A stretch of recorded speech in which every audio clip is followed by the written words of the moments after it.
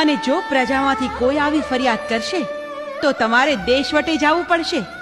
મહારાણીજી, હું બુદ્ધિપૂર્વક પ્રજાનું મન જીતીશ.